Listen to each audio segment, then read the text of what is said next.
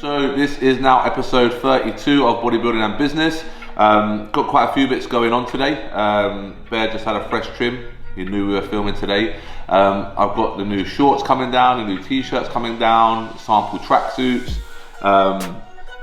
Going to train legs with Babs as well, so that'll be a good session. And then I've got a call with Mark about mentoring later on. So I'm still mentored, I still get mentored. I have a call once every quarter. So if you don't know what that means, it means once every 3 months. And we just go over the targets, goals, what's been happening, if we've progressed, where we can still progress, where we want to push in the next quarter as well, and so on and so forth. So that'll be a good call today as well. As I said, alongside all the new sort of kit coming down as well, like team kit, like t-shirts, shorts and stuff like that.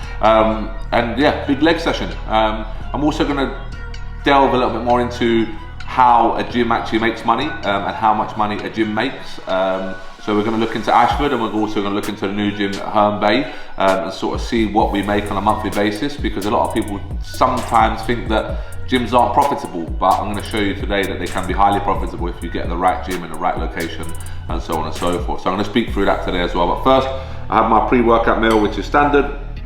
Same sort of thing that you see me eating all the time. Cream of rice, berries, whey and some Biscoff. And I'm going to knock out a bit more work. I'll see you in a bit.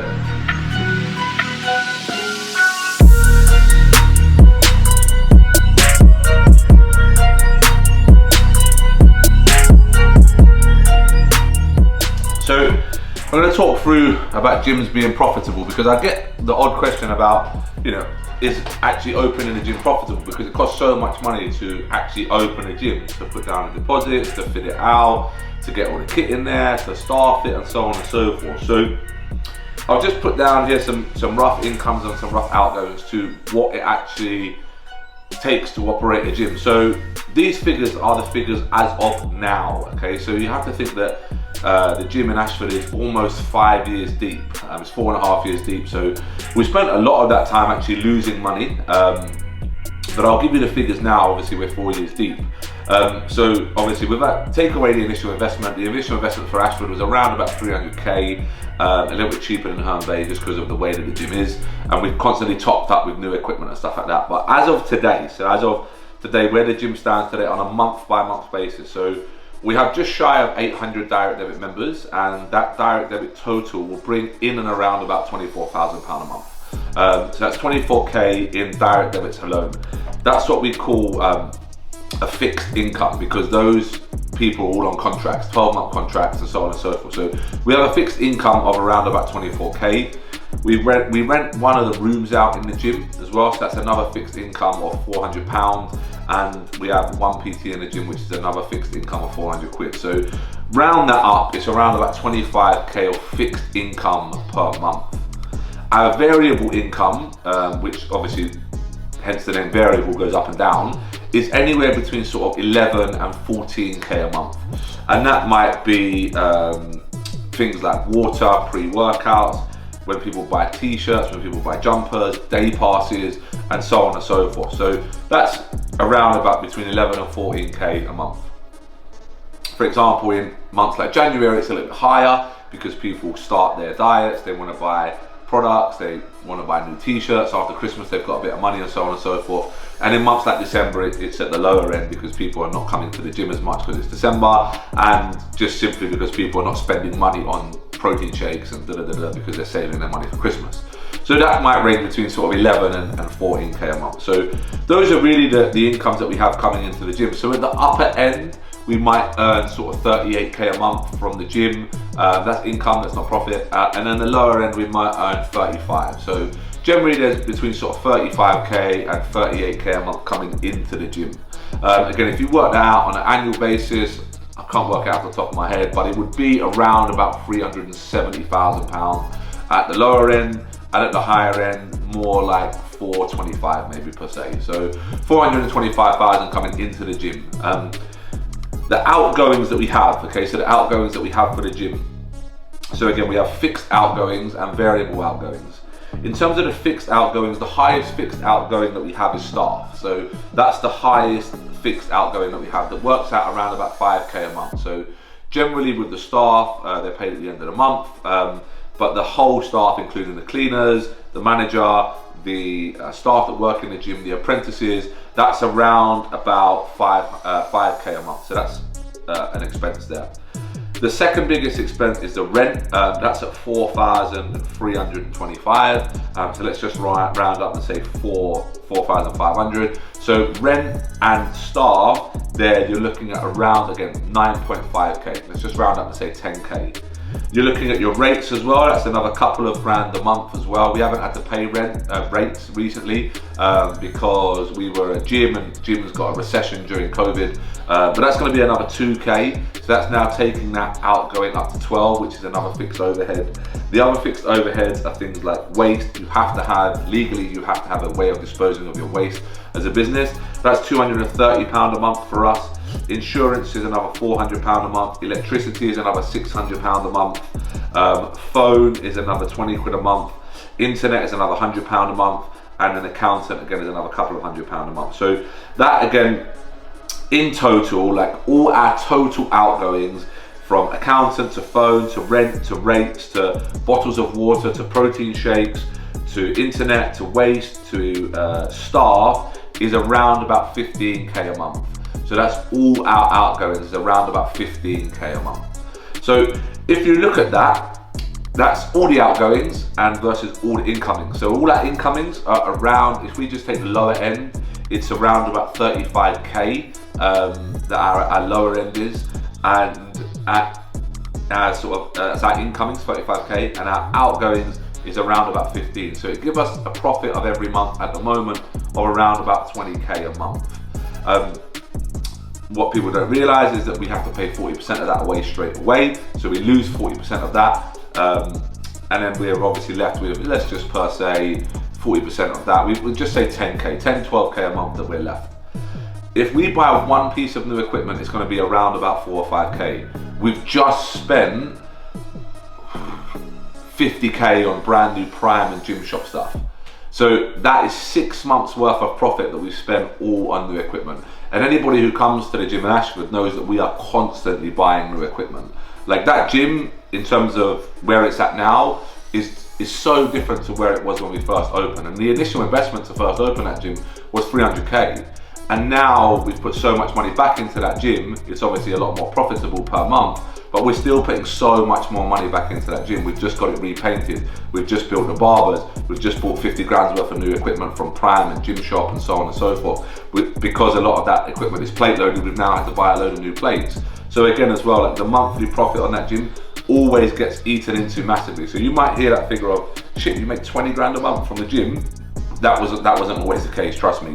We've only started making that recently, and again, a lot of that has actually been reinvested within the gym itself because we're constantly buying new equipment, we're constantly updating stuff, we're constantly getting stuff repainted, fixed, so on and so forth. So a lot of that money is actually reinvested. So can you make money from a gym? Yeah, absolutely you can. You can make money from a gym, and you can make significant amounts of profit from a gym. But it has to be a fucking good gym. You have to have a great location. You have to have a lot of money behind you to start, because again, although we invest 300,000 to start it, we're still losing money for the first 12, maybe 24 months. So again, that money's got to find itself back from somewhere, and a lot of the time it's my pocket. So now we're in obviously a very, very good position. So that's how we can make money from Ashford, and that's how it all works. So if you've got any questions or queries on that, just let me know. All right, pre-workout, pre-V2, as always, on scoop.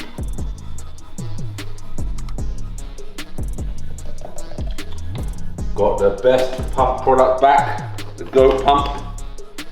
This is the best pump product around. This is so good.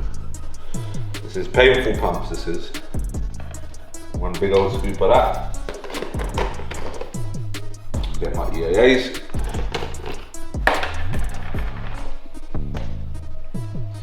On the heat scoop, around my big boy.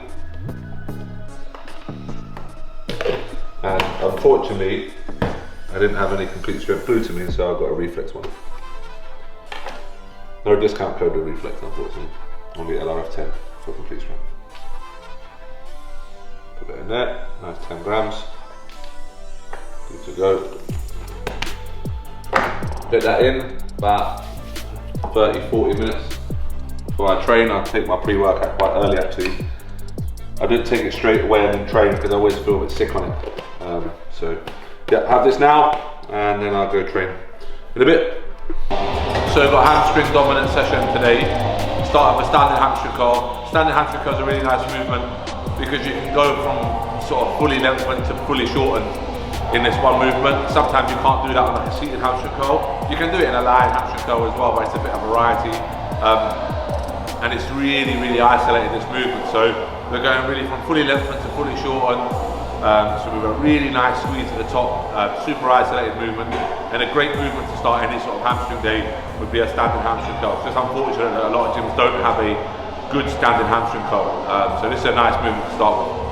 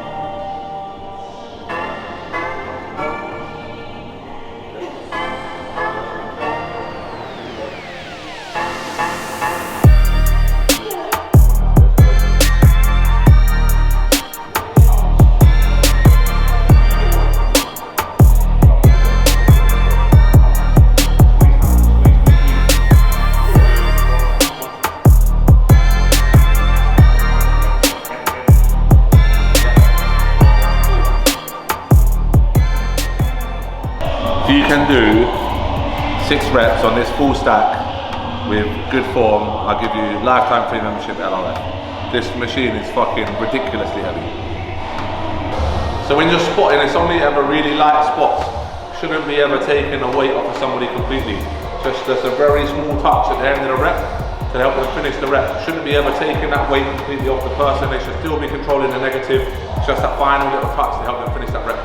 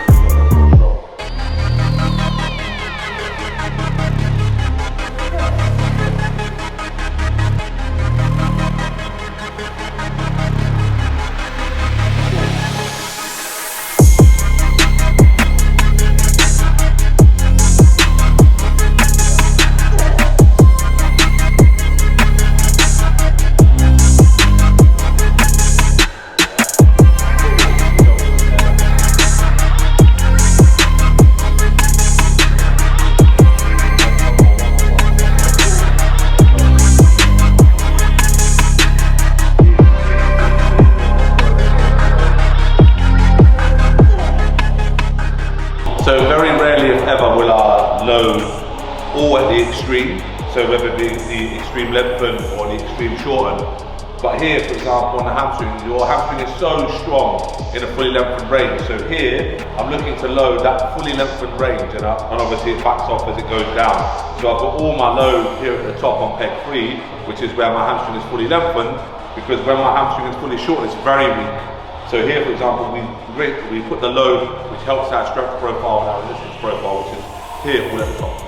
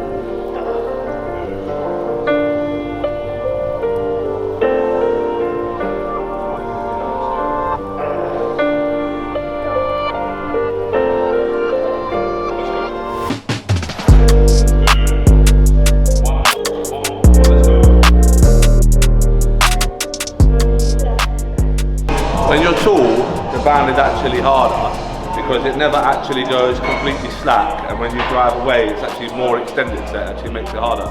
So Babs might do a little bit heavier than me here, but that's only because it's harder when you're taller. Is that true? That's his excuse when I go heavy. I'm just Watch the band, it never goes completely slack.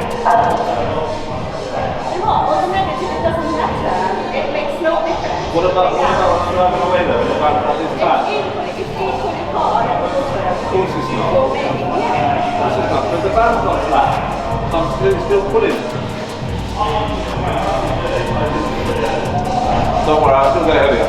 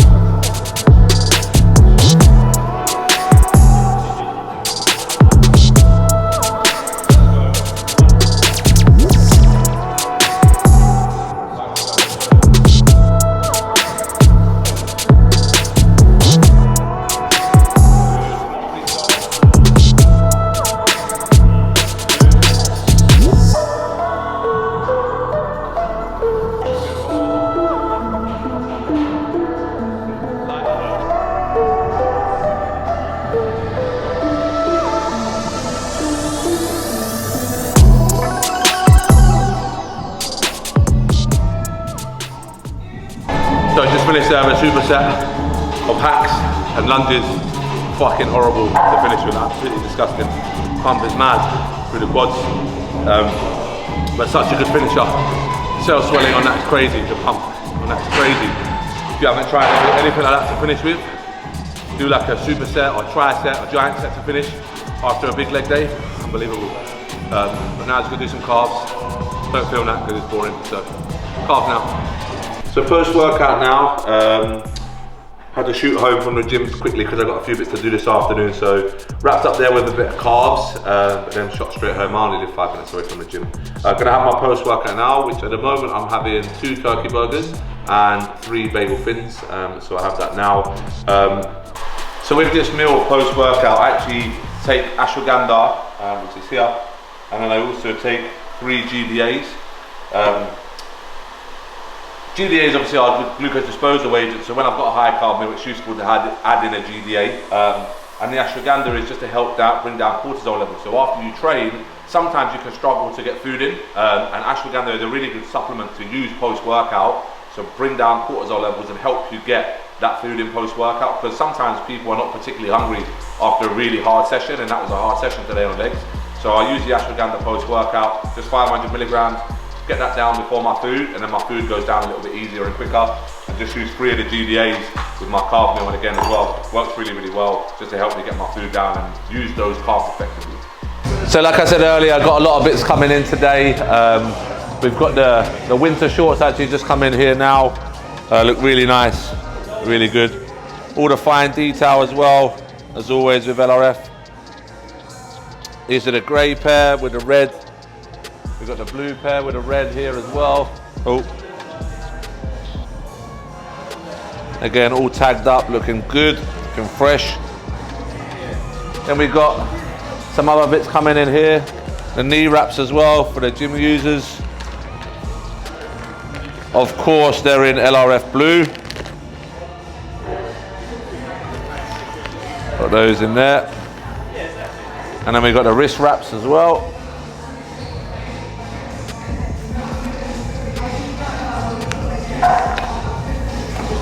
So again, got a thicker Velcro on these for the wrist wraps.